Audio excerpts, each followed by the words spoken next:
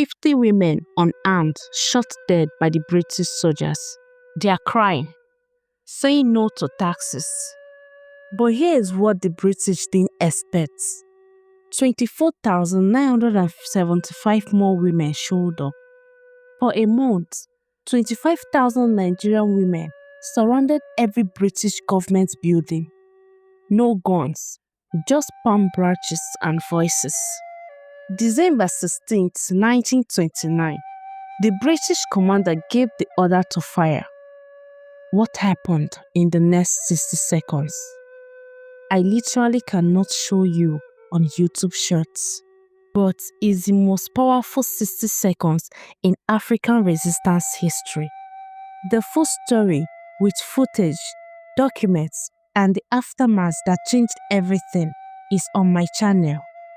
Search Aba Women's War or tap my profile, then videos.